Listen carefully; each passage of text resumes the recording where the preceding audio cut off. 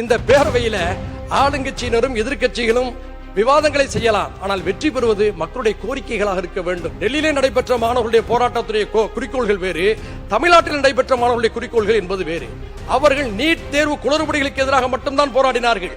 நாமோ நீட் தேர்வு அடியோடு ரத்து செய்யப்பட வேண்டும் என்ற குரலோடு போராடினோம். அந்த மாணவர்கள் மீது நாம் நெருக்கடியை கொடுத்து தாக்குதல் நடத்தியது சரியா என்று ஏரியாவை நல்லெண்ணத்தோடு கொடுத்திருக்கிறார்கள். இப்போது நிதி சிக்கலிலே அந்த பல்கலைக்கழகம் வைக்கிறது. 1000 ஏக்கரில் ஒரு 50 ஏக்கரை விற்றுவிட்டால், சங்கடப்படுத்தும் நோக்கத்தோடு அந்த வார்த்தையை சொல்லவில்லை. நான் பேசுகிறேன் போதும். மாண்புமிகு பேரவை தலைவர் அவர்களே, நீங்கள் சிறப்பாக அவையை வழிநடத்துகிறீர்கள்.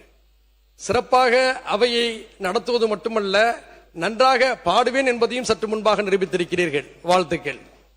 இந்த சட்டமன்றம் என்பது விவாதங்களால் அழகுபடுத்தப்பட வேண்டும். சப்தங்களுடைய ஓசை அதிகரிக்கின்ற பொழுது அர்த்தங்கள் இழந்துவிடக்கூடும். எனவே ஆக்கப்பூர்வமான விவாதங்களால் இந்த பேரவை முன்னெடுக்கப்பட வேண்டும் என்று சக உறுப்பினர்கள் அனைவரையும் நான் அன்போடு கேட்டுக்கொள்கிறேன். விவாதங்கள் எப்படி இருக்க வேண்டும்? ஒரு இலக்கியத்தோடு அதை நான் சுட்டிக்காட்ட விரும்புகின்றேன். பிரபல கவிஞர் கவிக்கோ அப்துல் ரஹ்மான் அவர்கள் ஒரு கவிதை எழுதியிருந்தார். வானத்துக்கும் அவருக்கும் இடையிலான ஒரு உரையாடல் அது. அவர் எழுதுகிறார், ஒரு நாள் எனக்கும் வானத்துக்கும் போட்டி நடந்தது. நான் புன்னகையை எடுத்து வைத்தேன், அது வைகரையை எடுத்து வைத்தது. நான் கண்ணீரை எடுத்து வைத்தேன், அது மழையை எடுத்து வைத்தது. நான் வியர்வை துளிகளை எடுத்து வைத்தேன், அது நட்சத்திரங்களை எடுத்து வைத்தது. நான் கோபத்தை எடுத்து வைத்தேன், அது வெயிலை எடுத்து வைத்தது. நான் காதலை எடுத்து வைத்தேன், அது நிலவை எடுத்து வைத்தது. நான் கவிதையை எடுத்து வைத்தேன், அது வானவில்லை எடுத்து வைத்தது என்று எழுதுகிறார். இந்த கவிதையில கவிஞருக்கும் வானத்துக்கும் இடையிலே போட்டி நடந்தது. ஆனால் வென்றது நம்முடைய தமிழ் என்பதை மறந்துவிடக் கூடாது. அதுபோலதான் இந்த பேரவையில ஆளுங்கட்சியினரும் எதிர்க்கட்சிகளும் விவாதங்களை செய்யலாம், ஆனால் வெற்றி பெறுவது மக்களுடைய கோரிக்கைகளாக இருக்க வேண்டும் என்பதை கவனத்திலே கொண்டு நாம் எல்லோரும் இந்த பேரவையை சிறப்பிக்க வேண்டும் என்று கேட்டுக்கொள்கிறேன். முன்பெல்லாம் பேரவையுடைய விவாதங்கள் அடுத்த நாள் பத்திரிகைகளிலே வரும். இப்போது அப்படி அல்ல, நேரலையாக இப்போது மக்கள் பார்த்துக் கொண்டிருக்கிறார்கள். சமூக வலைதளங்களிலே அவற்றையெல்லாம் வாதித்துக் கொண்டிருக்கிறார்கள். எல்லாவற்றையும் கடந்து இன்றைய நிகழ்வுகள் அனைத்தும் வரலாறாக பதிவு செய்யப்பட்டுக் கொண்டிருக்கின்றன. இன்றைய செய்திதான் நாளைய வரலாறு. எனவே சட்டமன்றத்தில் வரக்கூடிய ஒவ்வொருவரும் நாம் எவ்வாறு பேசுகிறோம், எவ்வாறு இந்த அவையை அணுகுகிறோம் என்பதை மக்கள் நேரடியாக பார்க்கக்கூடிய ஒரு சூழல் உருவாகி இருக்கிறது. இந்த நேரத்தில் பேரவையில பங்கேற்கக்கூடிய பலர் புதியவர்கள். சிலருக்கு சொல்லாற்றல் இல்லாமல் இருக்கலாம், சிலருக்கு செயலாற்றல் மட்டுமே அதிகமாக இருக்கும், சிலருக்கு 2 ஆற்றலும் பொருந்தி இருக்கும். அவர்களெல்லாம் அவையில நீண்ட நேரம் பேசுவதற்கான வாய்ப்பை எதிர்பார்ப்பதில் எந்த ஒரு பிழையும் இருக்க முடியாது. எனவே அப்படிப்பட்டவர்களுக்கு நேரத்தை சுருக்கிவிடக் கூடாது என்ற அன்பான வேண்டுகோளை பேரவை தலைவர் அவர்களே உங்கள் முன்னால் வைக்க கடமைப்பட்டிருக்கின்றேன். இந்த பேரவையில மணி இப்போது 1:40. பாருங்கள், நான் பேச வருகிறேன். மதிய உணவின் காரணமாக, பசியின் காரணமாக பலர் பேர் வெளியே போய்விட்டார்கள். காலை 9:30 இந்த அவை நடந்து கொண்டிருக்கிறது. பலருக்கு உடல் சோர்வு, மன சோர்வு, இவற்றையெல்லாம் பள்ளிக்கூடங்களில் கூட 2 மணி நேரத்துக்கு ஒரு முறை பிரேக் விடுகிறார்கள், இடைவெளி விடுகிறார்கள். இங்கே தொடர்ச்சியாக நடத்துகிறோம். இது 3 மணிக்கு முடியுமா, 4 மணிக்கு முடியுமா என தெரியவில்லை. எனவே ஏற்கனவே உள்ள மரபுகளையும் பின்பற்றி அவையுடைய நேரத்தை தீர்மானிக்கக்கூடிய வானளாவிய அதிகாரம் உங்களுக்கு உண்டு. கருத்துக்களை சொல்வதற்கான அனுமதி எனக்கு இருக்கின்ற காரணத்தினாலே சொல்கின்றேன். காலை 9:30 மணிக்கு தொடங்குகிறோம், 1:30 மணிக்கு முடித்து விடுங்கள். மாலை 5 மணிக்கு தொடங்கி இரவு 8 வரை கூட நடத்தலாம்.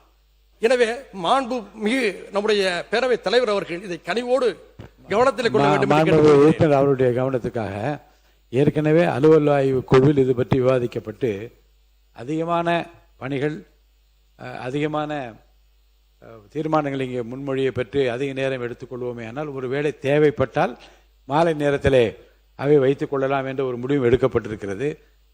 குறிப்பாக கேள்வி நேரமே இல்லாத நேரத்தில் கூட கேள்வி நேரத்திற்கான அந்த 1 மணி நேரத்தை பயன்படுத்தி நாம் இந்த நேரத்தை இப்போ எடுத்துக்கொண்டிருக்கிறோம். உறுப்பினர்கள் பேசுகிற போது கொடுக்கப்பட்டிருக்கிற சப்ஜெக்ட் அதை ஒட்டி மட்டும் பேசுவார்களே, ஆனால் அதிகமான நேரம் எடுத்துக்கொள்ள தேவையில்லை. சாதாரணமாக முன்பெல்லாம் 7 நிமிடத்துக்கு மேலே மற்ற உறுப்பினர் கட்சி என்று வருகிற போது கட்சி தலைவர்களுக்கு என்று ஒரு 15 நிமிடம் ஒதுக்குவது வழக்கம். இப்போது மிக அதிகமாக நேரம் ஒதுக்கி பார்க்கிறோம். ஏன்னா பல கருத்துக்களை சொல்லுகிற அது புதிய உறுப்பினர்கள் தங்களுடைய பேச்சுக்களை அதிகமாக எடுத்துக்கொள்ள வேண்டும் என்கின்ற அந்த அடிப்படையில் அதிக நேரம் ஒதுக்குறோம். இந்த குறுக்கீடுகள் அதிகமாக இருக்கின்ற காரணத்தினாலே தான் நேரத்தை நாம் இப்போது மாண்புமிகு MRK பன்னீர்செல்வம் அவர்கள் பேசுகிற போது அவருக்கென்று 20 நிமிடம் தான் எடுத்துக்கொண்டார். ஆனால் குறுக்கீடுகள் 25 நிமிடம் எடுத்திருக்கிறோம். அப்போ குறுக்கீடுகளை குறைத்து கொண்டு குறுக்கீடுகள் வராமல் குற்றச்சாட்டுகளை ஆதாரம் இல்லாமல் பேசுவது அல்லது எந்த பொருளை குறித்து பேசுகின்றோம் அதை விடுத்துவிட்டு வேறு பொருள் பற்றி பேசுகிற போது அமைச்சரால் பதில் சொல்ல முடியாமல் இருக்க முடியாது. பதில் சொல்லித்தான் ஆக வேண்டும். அப்படி பேசுகிற போது அந்த குறித்த பொருள் குறித்து மட்டும் பேசுவோமே ஆனால் 1.5 மணிக்கெல்லாம் முடிப்பதற்குரிய வாய்ப்பு இருக்கிறது. நேரத்தையும் 10 நிமிடத்துக்கு தயார் செய்து கொண்டு வந்தால் 10 நிமிடத்தில் முடிக்க வேண்டும் என்று வைத்துக் கொள்ள வேண்டும். மாண்பு உறுப்பினர் காமராஜ் 20 நிமிடம் எடுத்துக்கொண்டார். மாண்பு காமராஜ் 14 நிமிடம் எடுத்துக்கொண்டார். அப்போ அதிகமாக 10 நிமிடத்துக்குள்ள முடியுங்கள் என்று சொன்னால் நானே பெல் அடித்து உட்காருங்கள் என்று சொல்லி உடனே நன்றி சொல்லுங்கள் என்று சொல்லி கட்டாயப்படுத்தி உட்கார வைப்பது என்பது கூட ஒரு கண்ணியமான நடத்துதலாக இருக்காது என்று நான் கருதுகின்ற காரணத்தினால் நான் அனுமதித்துக் கொண்டிருக்கிறேன். இதை மனதிலே வைத்து எல்லா உறுப்பினரும் பேசுவீர்களானால் 1.5 மணிக்குள்ளாகவே நான் முடிப்பதற்குரிய வாய்ப்பு இருக்கிறது. அதை அனைத்து உறுப்பினரும் கடைபிடிக்க வேண்டும் என்று நான் கேட்டுக்கொள்கிறேன். மாண்பு உறுப்பினர் தமிழ் அன்சாரி. பேரவைத் தலைவர் அவர்களே, பேசட்டும்.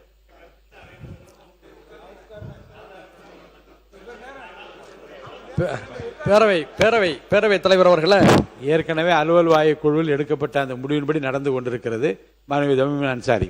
பேரவைத் தலைவர் அவர்களே, இந்த மாமன்றம் பல தலைவர்களை பார்த்திருக்கிறது, பல ஆட்சிகளையும் பார்த்திருக்கிறது. இப்போது உங்களுடைய ஆட்சியும் பார்க்கிறது. நூற்றாண்டு பழமையான இந்த கட்டிடத்தை நாம் மதிக்கின்றோம், போற்றுகின்றோம். இந்த அவையிலே நாமும் இடம்பெற்று உரையாற்றியிருக்கின்றோம், உரையாடல்களிலே பங்கேற்றிருக்கிறோம் என்பதெல்லாம் நமக்கு மகிழ்ச்சி. ஆனால் இதே அவையில்தான் நாம் நூற்றாண்டுகளை கடந்தும் அவையை நடத்த வேண்டுமா என்ற ஒரு கேள்வி எழுகிறது. ஒவ்வொரு மாநிலத்திலும் புதிய நவீன வசதிகளுக்கு ஏற்ப புதிய சட்டமன்றங்களை கட்டிக் கொண்டிருக்கிறார்கள். அப்படி இருக்கின்ற பொழுது இன்றைய சூழலை கவனத்திலே கொண்டு பல உறுப்பினருடைய மனநிலையும் இதுவாக இருக்கும் என்று நான் நம்புகின்றேன். வட்ட வடிவிலான ஒரு புதிய சட்டமன்றத்தை கட்டுவது குறித்து ஏன் பரிசீலிக்க கூடாது என்ற ஒரு கேள்வியை கோரிக்கையாக முன்வைக்கின்றேன். அப்படிப்பட்ட ஒரு முடிவை எடுக்கின்ற பொழுது நகரத்துக்கு வெளியே போய்விடாமல் சட்டமன்ற விடுதி அருகிலே இருக்கின்ற காரணத்தினாலே இந்த சட்டமன்றத்துக்கு எதிரே ஒரு பெரிய வளாகம் இருக்கிறது, கார் பார்க்கிங் வசதி இருக்கிறது, அங்கே புதிய சட்டமன்றத்தை கட்டலாம் அல்லது தீவுத்திடலை நாம் பயன்படுத்திக் கொள்ளலாம். எனவே புதிய சட்டமன்றம் ஒன்றை கட்டுவதை பற்றி நீங்கள் ஆய்வுக்குழுவிலா அல்லது வேறு எந்த வகையிலோ நீங்கள் ஆலோசிக்க வேண்டும் என்ற இந்த நேரத்தில் நான் கேட்டுக்கொள்கிறேன். அதே நேரம் நான் மீண்டும் சொல்வது, சட்டமன்ற விடுதி இங்கு இருக்கின்ற காரணத்தினால இதற்கு அருகிலேயே ஒரு இடத்தை பார்த்து கட்ட வேண்டும் என்பதுதான் என்னுடைய கோரிக்கையாக இருக்கிறது என்பதை இந்த நேரத்தில் தெரிவித்துக் கொள்கிறேன். அமைச்சர்கள் தயவு செய்து ஏற்கனவே எங்களுடைய இடத்தை மாற்றியிருக்கிறார்கள், கருத்துக்களுக்கான நேரத்தையும் குறைத்திருக்கிறார்கள். நீங்கள் குறுக்கே பேசினால் என்னுடைய வாய்ப்பு கெட்டு போய்விடும். எனவே நான் பேசி முடித்த பிறகு தயவு செய்து நீங்கள் பதில் தாருங்கள் என்று நான் அன்போடு அமைச்சர் பெருமக்களை கேட்டுக்கொள்கிறேன். அடுத்து, இந்த பட்ஜெட்டை பற்றி நான் விரிவாகவே நான் பேச விடைந்தேன். பக்கம் பக்கமாக எழுதி வைத்திருந்தாலும் நேரத்தின் அருமை கருதி உங்களுடைய வேண்டுகோளையும் கருதி பாதிக்கு மேற்பட்ட பக்கங்களை குறைத்து விட்டேன். இந்த நேரத்தில் நேரடியாக ஒரு சில விஷயங்களை நான் சொல்ல கடமைப்பட்டிருக்கின்றேன், கேட்கவும் கடமைப்பட்டிருக்கின்றேன். நீட் தேர்வுக்கு எதிராக நாம் எல்லாம் ஒற்றை மனநிலையிலே இருக்கின்றோம். ஒரே ஒரு கட்சிக்கு மட்டும் அதிலே மாறுபட்ட கருத்து இருக்கலாம், ஆனால் நாம் எல்லோரும் ஒரே மனநிலையிலே இருக்கின்றோம். இந்த பேரவையில நாம் எல்லோரும் நீட்டுக்கு எதிராக இருக்கின்றோம் என்ற மனநிலை தமிழ்நாட்டு மக்களுக்கு இருக்கிறது. ஆனால் நீட்டுக்கு எதிரான மனநிலையில இந்த ஆட்சியும் இருக்கக்கூடிய ஒரு சூழ்நிலையில நீட் தேர்வுக்கு எதிரான ஒரு பரப்புரையில திராவிடர் கழகம் ஈடுபடுகிறது, முறையான அறிவிப்பு செய்கிறது, காவல்துறையிடம் அதுக்கான அனுமதியை பெறுகிறார்கள். தமிழ்நாடு அரசாங்கத்துடைய நிலைப்பாட்டை வலியுறுத்தி ஒன்றிய அரசுக்கு எதிராக அவர்கள் ஒரு பரப்புரையை ஜனநாயக வழியிலே அமைதி வழியிலே மேற்கொள்கின்ற பொழுது அந்த பரப்புரைக்கு தடை விதித்தது என்ன நியாயம்? பெரியாரை கொள்கை தலைவராக ஏற்றிருக்கிறீர்கள், நான் பாராட்டுகிறேன், மகிழ்ச்சி அடைகிறேன், வாழ்த்துகிறேன். அந்த பெரியார் திடலில சுற்றிலும் போலீஸை குவித்து ஒரு பதற்றத்தை ஏற்படுத்தி என்ன நியாயம்? திராவிட கழகத்தை சார்ந்தவர்கள் என்ன தீவிரவாதிகளா? நான் யோசிக்க வேண்டாமா? உங்களுடைய அந்த கருத்தை, நம் எல்லோருடைய கருத்தை தான் அவர்கள் பரப்புரையாக மேற்கொள்கிறார்கள். மாணவர்கள் போராட்டம் நடைபெற்றது, டெல்லியிலே நடைபெற்ற மாணவர்களுடைய போராட்டத்துடைய குறிக்கோள்கள் வேறு, தமிழ்நாட்டில் நடைபெற்ற மாணவர்களுடைய குறிக்கோள்கள் என்பது வேறு.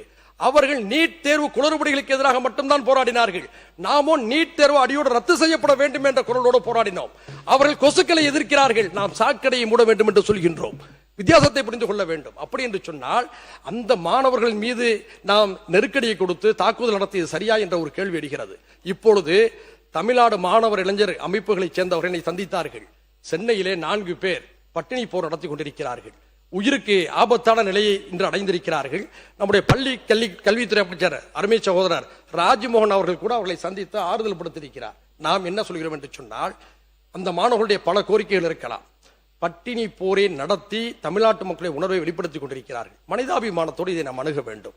அவர்கள் ஒரு கோரிக்கையை என்ன சொல்கிறார் என்று சொன்னால், மீண்டும் இதே பேரவையில் நீட்டுக்கு எதிரான, நீட்டுக்கு முழுமையாக தமிழ்நாட்டுக்கு விதிவிலக்க வேண்டும் என்ற தீர்மானத்தை நாம் நிறைவேற்றுவோம், அதன் மூலமாக மொத்த இந்தியாவுக்கும் வகுப்பெடுப்போம் என்று சொல்கிறார்கள். ஒரு நியாயமான கோரிக்கை தானே, அதையே இந்த அரசு பரிசீலிக்க கூடாது என்ற இந்த நேரத்தில் கேட்டுக்கொள்கிறேன். அடுத்ததாக, நான் பேசி முடித்த பிறகு தயவு செய்து என்னுடைய நேரத்தை பறித்து விட வேண்டாம்.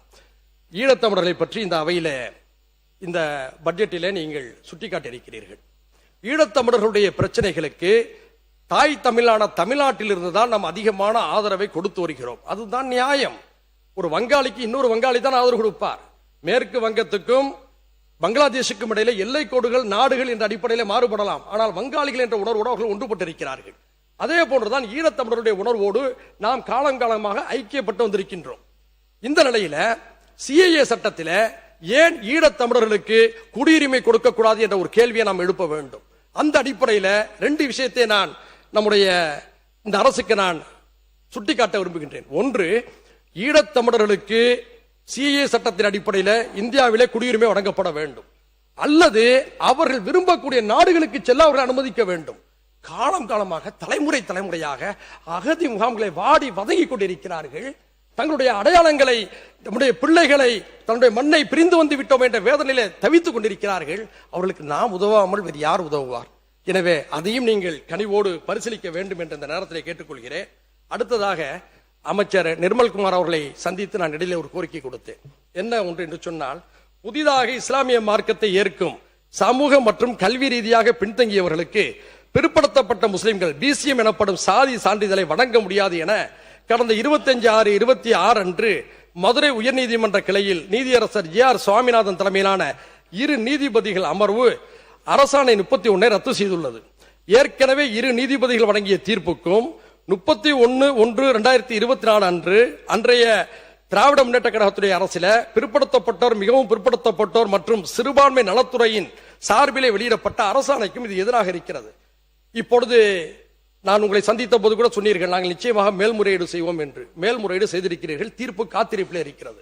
நான் வைக்கக்கூடிய கோரிக்கை என்னவென்று சொன்னால், தமிழ்நாடு சட்டமன்றத்தில் புதிதாக இஸ்லாத்தை ஏற்பவர்களுக்கும் பிசிஎம் சான்றிதழ் கிடைக்கும் வகையில் உடனடியாக புதிய சட்டத்தை இயற்ற வேண்டும் என்ற கோரிக்கையை நான் முன்வைக்கின்றேன்.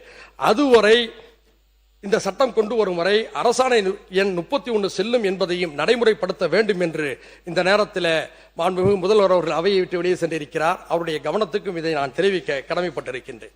அடுத்ததாக, ஒரு முக்கியமான ஒரு கோரிக்கை, மேகதாதுவை பற்றி நாம் பேசிக் கொண்டிருக்கின்றோம். காவிரி பிரச்சனைகளில தொடர்ச்சியாக நாம் போராடி கொண்டிருக்கின்றோம். மொத்த மனநிலையில் இருந்து கொண்டிருக்கின்றோம். ஆனால் பயனுள்ள மாற்று நடவடிக்கை குறித்து நாம் ஏன் சிந்திக்க கூடாது என்பதை ஏற்கனவே இந்த அவையிலே பதிவு செய்திருக்கின்றேன். பெருந்தலைவர் ஐயா காமராஜர் அவர்கள் முதல்வராக இருந்த போது கிருஷ்ணகிரி மாவட்ட எல்லையில், கர்நாடக எல்லையில ராசிவனனில ஒரு அணையை கட்ட வேண்டும் என்ற முயற்சியை எடுத்தார். ஆனால் அது அப்படியே கிடப்பில் இருந்து கொண்டிருக்கிறது.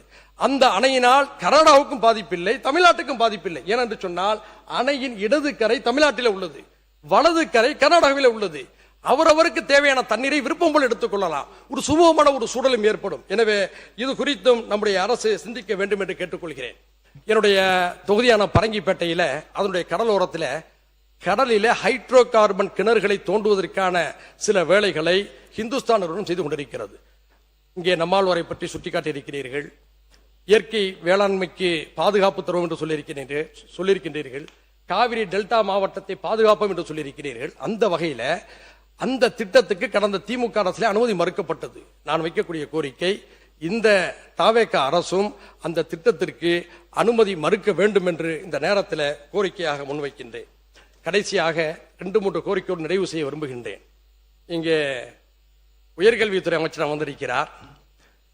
நீங்களும் இவ்வளவு சிறப்பாக இலக்கியமாக பேசுவீர்கள் எனக்கு தெரியாது, பாராட்டுகள். ஆனால் நேரம் இல்லாத காரணத்தினால் உங்களுடைய உரை சுருக்கப்பட்டது என்று கருதுகின்றேன். வரலாற்று சிறப்புமிக்க அண்ணாமலை பல்கலைக்கழகம் மொத்த இந்தியாவுடைய கல்வி பெருமையும் பேசக்கூடியது. அண்ணாமலை பல்கலைக்கழகத்தில் படித்த மாணவர்கள் உலகம் எங்கும் பரவி இருக்கிறார்கள். அப்படிப்பட்ட சிறப்புக்குரிய ஒரு பல்கலைக்கழகம் தான் இந்தி ஆதிக்க எதிர்ப்புக்கு எதிரான போராட்ட களத்துக்கு தாய் வீடாக இருந்தது என்பதை மறந்துவிடக் கூடாது. இந்திய எதிர்ப்பு போராட்ட வரலாற்றை பற்றி பேசுகின்ற போது அண்ணாமலை பல்கலைக்கழகத்தை புறக்கணித்து விட்டு யாரும் சென்றுவிட முடியாது. கொடும் தீயை எதிரிகள் எய்த போதும் அதற்கு எதிராக மார்பை பிளந்து காட்டி போராடிய மாணவர்களை கொண்ட பல்கலைக்கழகமாக அது திகழ்ந்தது. அந்த பல்கலைக்கழகத்தை 2013 தமிழ்நாடு அரசு கையகப்படுத்தியது. அதன் பிறகு தொடர்ச்சியாக பல பிரச்சனைகள், சம்பள உயர்வு சம்பந்தப்பட்ட பிரச்சனைகள், பென்ஷன் இல்லாமை, பணி நிரந்தரம் இல்லாமை என்று தொடர்ச்சியாக பல போராட்டங்கள். இந்த நேரத்தில் மாண்புமிகு உயர்கல்வித்துறை அமைச்சரை, பல்கலைக்கழக நிர்வாகத்தையும் போராட்ட குழுவையும் சந்தித்து ஒரு முத்தரப்பு பேச்சுவார்த்தைக்கு நான் ஏற்பாடு செய்தேன். அதற்கான தீர்வு கிடைக்கும் என்று சொன்னார்கள். ஒரு நிமிஷம். ஆனால் அந்த தீர்வுக்கான அவகாசத்தை ஜூலை 31 என்று சொன்னார்கள். இதுவரை இல்லை. நான் என்ன சொல்கிறேன் என்று சொன்னால், எதற்கெடுத்தாலும் நிதி பிரச்சனையை பற்றி பேசிக் கொண்டிருக்கிறார்கள். அதிலே நியாயம் இருக்கிறது, நான் மறுக்கவில்லை. ஆனால் அதற்கு ஒரு மாற்று தீர்வை நான் சொல்லிவிடுகின்றேன். அண்ணாமலை பல்கலைக்கழகம் 1000 ஏக்கர் பரப்பளவு கொண்டது. கட்டிடங்களோ அதிகபட்சம் 2 ஏக்கர் கூட இல்லை. இவ்வளவு பெரிய ஏரியாவை நல்லெண்ணத்தோடு கொடுத்திருக்கிறார்கள். இப்போது நிதி சிக்கலிலே அந்த பல்கலைக்கழகம் வைக்கிறது.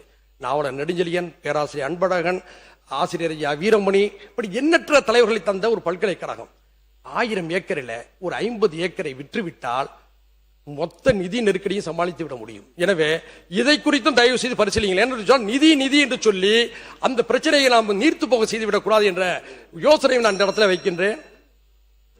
உறுப்பினர் சுருக்கமா முடிச்சிடும். அடுத்ததாக 14 ஆண்டுகளை கடந்த ஆயுள் சிறைவாசிகளை சாதி மத வடக்கு பேதமின்றி விடுதலை செய்வதை குறித்து நீங்கள் பரிசீலிக்க வேண்டும். சிறைச்சாலையுடைய நோக்கம் என்ன? தவறு செய்பவர்களை திருத்தி மீண்டும் சமூகத்தோடு இணைந்து வாடச் செய்வது. அவர்கள் தண்டனை காலத்தை அனுபவித்து விட்டார்கள்.